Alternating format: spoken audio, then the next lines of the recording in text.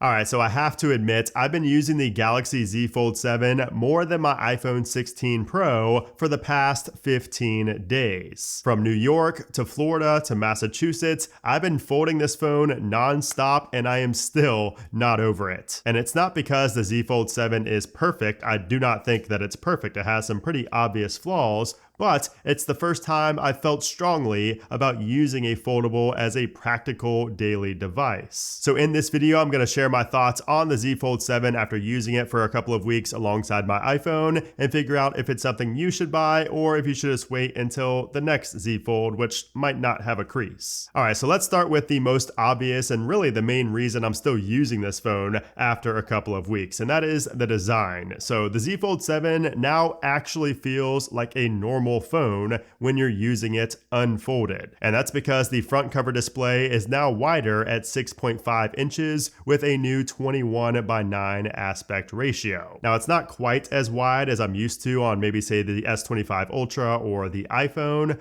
but it's good enough. It's not going to be annoying like it was on past Fold models where you couldn't really use it. It was kind of awkward with that aspect ratio. Now it's much better. I love just casually scrolling on Instagram, X, TikTok, and I can also just enjoy watching videos on YouTube that I'm maybe not committed enough to unfolding the phone for. If I just want to, watch a video for a few minutes, I could do that right here without it feeling awkward with that aspect ratio. But if we do unfold it, you'll see that the main display is a massive 8 inches. That's compared to 7.6 inches on the previous model. And plus, just take a look at that crease. Now, it might not come across as good on video, but it is not as visible as it was on prior Fold models. And that's thanks in part to the UTG, the ultra thin glass layer on the display being 50% thicker than the Fold 6. And I really like how most of the time that I'm using the Fold 7, my eyes just kind of gloss over the crease and it just kind of becomes invisible. I don't really pay attention to it. I don't really see it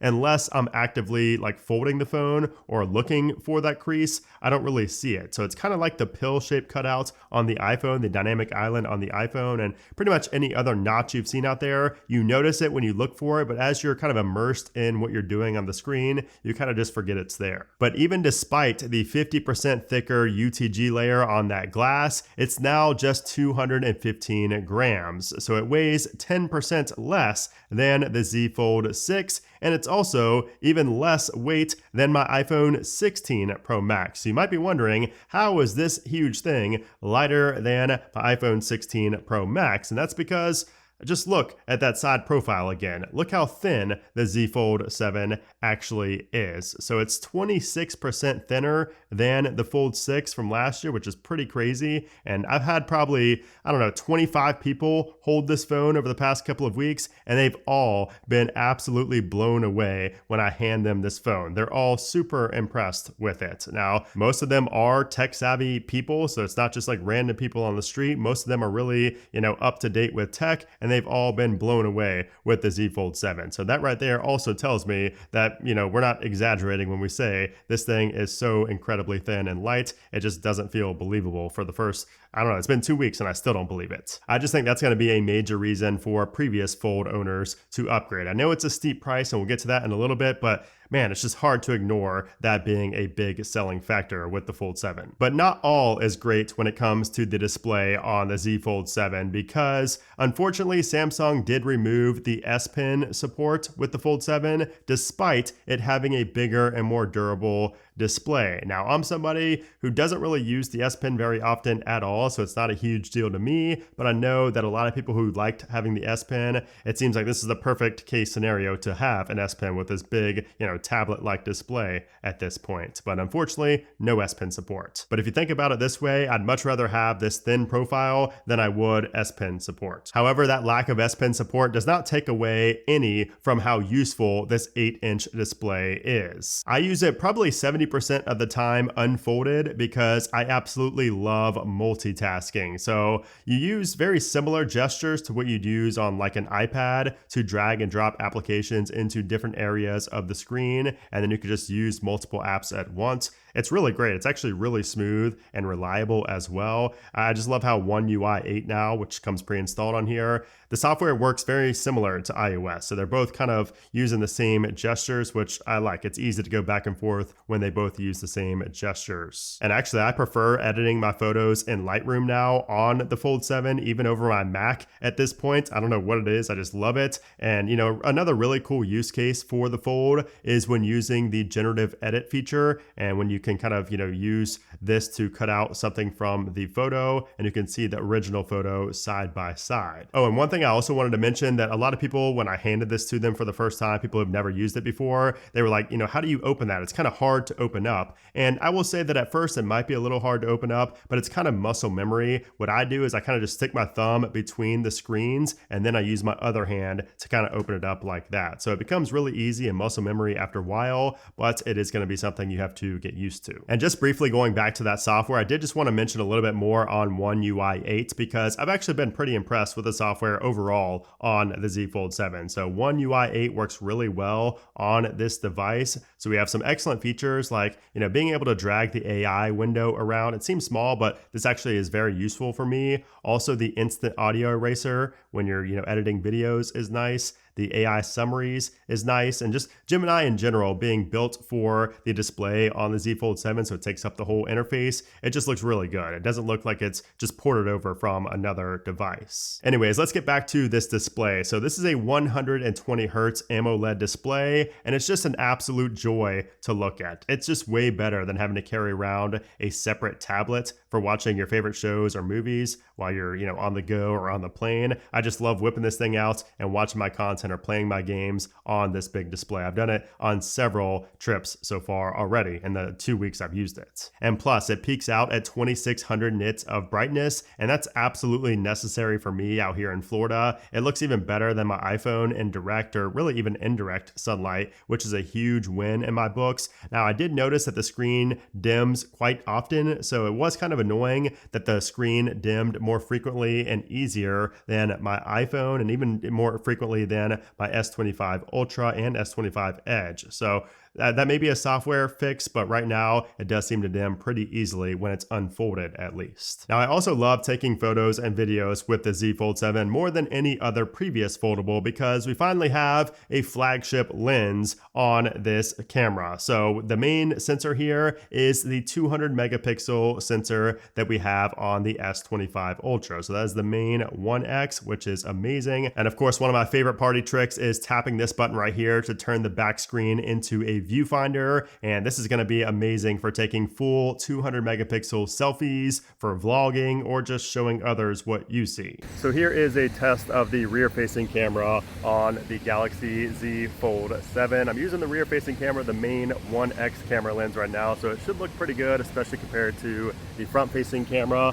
You can see when we turn it around how that looks and sounds as well. And I also just love taking photos and videos with the Fold in general because you can take videos and have them auto playback at the bottom, this bottom screen right here. And plus, it's kind of like a built-in stabilizer when you hold the bottom like this, or you can just kind of set it on a surface and have it propped up so you don't need a tripod when you're recording videos or taking a photo. And having that 200 megapixel main lens is so clutch on this phone, really not for the reason you would think. So pretty much every shot that I take now, I change the setting inside the camera app to 200 megapixels because it just crops in so well. The quality is still so good even when you zoom in. And I will say that the reason I shoot everything in 200 megapixels is not really for a great reason. It's because the other two lenses are just not great, especially the telephoto, which is just 10 megapixels. And then we also have the ultra wide, which is 12 megapixels. And you can kind of spot that weak zoom pretty easily. I mean, especially during videos or low light, it's just not great. Like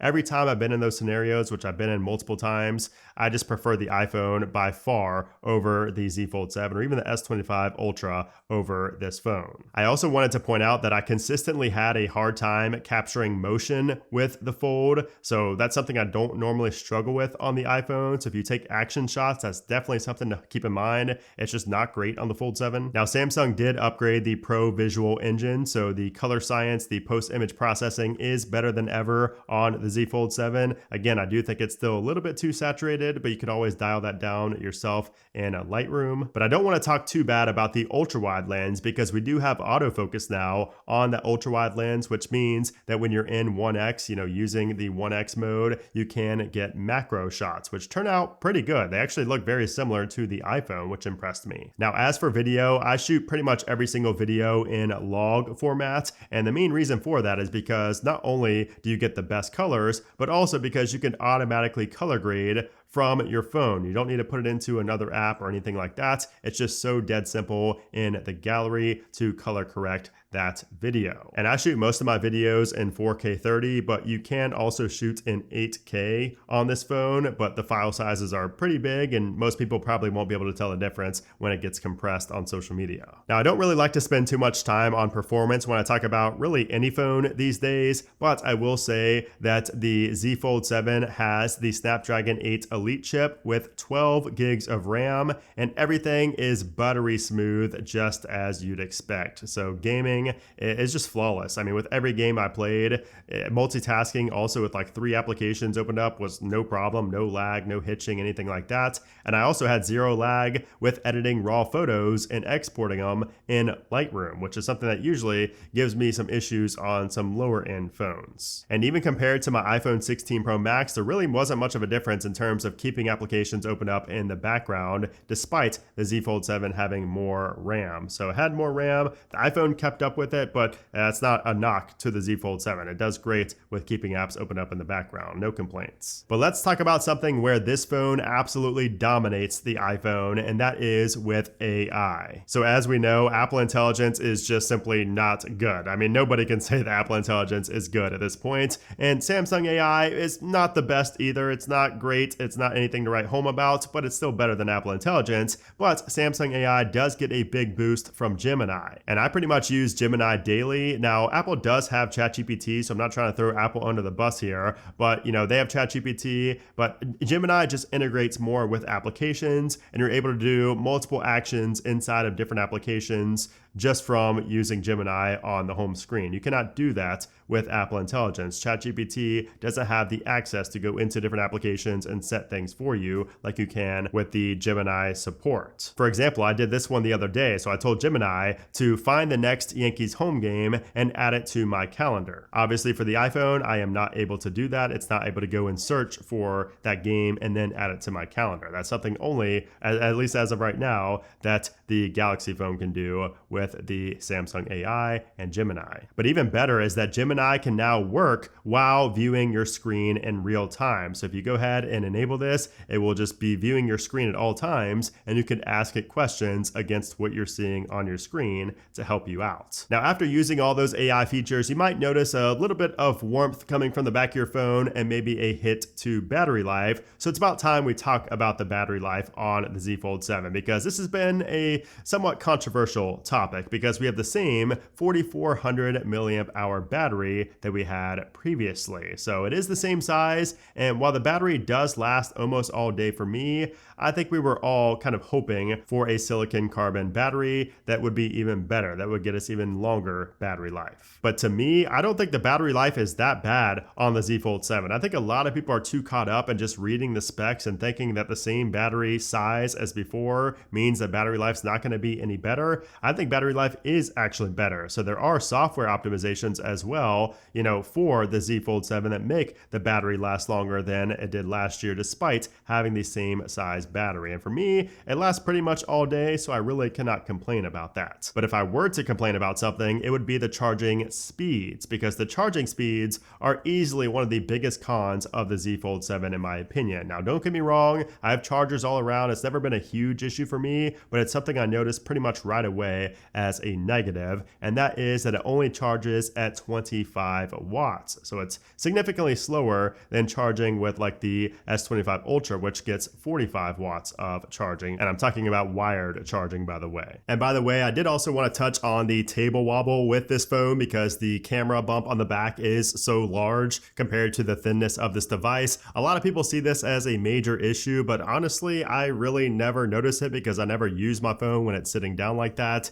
Even when I'm watching videos, I kind of just fold it like this when I'm watching a YouTube video. That way I have a better viewing angle and I have the playback buttons down here. It's really nice. And again, I just really never, notice that table wobble, at least not on a daily basis. So it's not a deal breaker for me is what I'm trying to say. So overall, I think now is the perfect time to jump on the Z Fold series if you've been kind of waiting on the sidelines, waiting for it to finally get to the state it's in now. We're probably going to see a completely crease-free version of the Z Fold next year with the Z Fold 8. It might just not have a crease at all. But, I think honestly, the thin body and the light weight of the Z Fold 7 are the bigger wins. Like, I don't think that next year's model is going to be significantly thinner or significantly lighter than it is now. That really the main show-stopping feature next year might just be the lack of a crease in the middle, which for me right now, that's not a deal breaker. That's not really a huge deal to me. So I think the Z Fold 7 is in a good spot right now, especially if you want to have a phone for multiple years down the road. Now, yes, this is a $2,000 phone, but if you trade in your current phone or take advantage of the numerous Samsung deals out there, it might be a lot cheaper. And also when you extrapolate that cost over multiple years,